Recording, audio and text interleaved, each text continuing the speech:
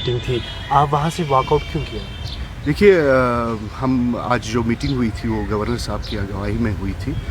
Governor साहब तशरीफ़ फरमा थे तो उनने हमसे कुछ सवालात पूछे अबाउट मुहर्रम, कि मुहर्रम में हमारी तरफ से कितना सपोर्ट रहा है वगैरह। तो उस पर मैंने बातचीत की। उनको मैंने कहा कि ये ज़्यादा जो मुहर्रम में इसमें ये देखा गया कि अफसरान लोगों का जो विज़िट्स हुए हैं वो ज़्यादा फ़ोटो अपॉर्चुनिटी के लिए हुए हैं। फ़ोटो वो खिंचवाते थे और वापस चले जाते थे। उसके बाद मैंने गवर्नर साहब को कहा कि गवर्नर साहब मुझे आपसे गिला है कि आप इस स्टेट के हेड हैं, इस घर के खानेदार हैं। हमसे आपसे ये गिला है कि आपने कभी किसी तरफ भी, जहाँ शिया आबादी है, जहाँ मुसलमानों की आबादी है, आपने कभी अपनी तरफ से कोई भी नज़र नहीं दी। तो उनको मैंने फैक्ट्स के बारे में बताया। मैंने कहा गवर्नर साहब आप 6-7 बार तो अमरनाथ यात्रा को देखने गए हैं, चीफ सेक्रेटरी साहब वहाँ बैठे थे, उनको भी मैंने कहा 5-6 बार वहाँ आपने विज़िट किया, और जो पुलिस के अहलकार थे उनसे भी मैंने ये बात की। तो उस बात पर हमारे जो चीफ सेक्रेटरी साहब हैं वो बड़े एजिटेट हो गए। कहा कि इमरान साहब आपको ऐसा नहीं कहना चाहिए, आप ये इसको दूसरी दिशा दे रहे हैं। मैंने कहा मैं कौन सी दिशा दे रहा हूँ? कहने लगे आप इसमें कुछ सेक्टेरियन बात कर रहे हैं। मैंने कहा अगर मैंने कोई सेक्टेरियन बात की, कौन सी बात मैंने की?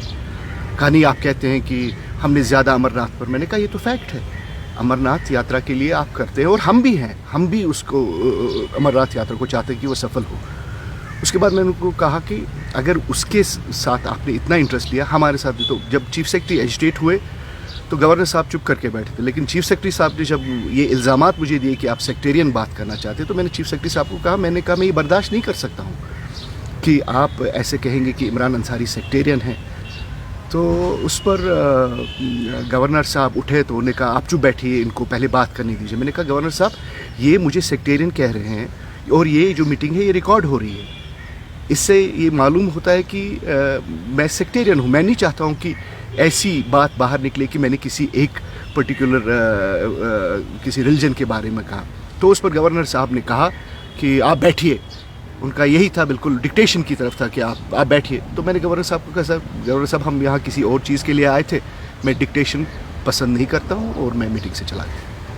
क्या आपको लगता है कि मुहर्रम का जो ज़्यादा जुलूस है उसे बहाल किया? देखिए, हमने पिछले 25-30 दिनों से हम इनके साथ राब्ते में रहे हैं, लेकिन देखिए प्रॉब्लम ये है कि आपने सरकर्दा लोगों को वहाँ बुलाया है और आप उनकी ऐसी अहानत करेंगे।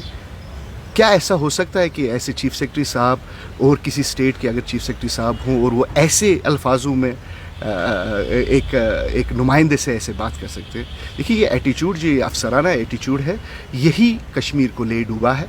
अब इनको मुहर्रम का निकालना है या नहीं निकालना है, शिया बरादरी, सारे मुसलमान जो जम्मू कश्मीर के हैं, जो भी जनाब रसूल सल्लल्लाहु अलैहि वसल्लम के दीन पर चलते हैं और उनको पता है कि नाहक उनके नवासे को शहीद किया गया है, वो पेश दरपेश इस अलम शरीफ में हिस्सा लेंगे और इंशाअल्लाह जुलूस निकलेंगे। शुक्रिया।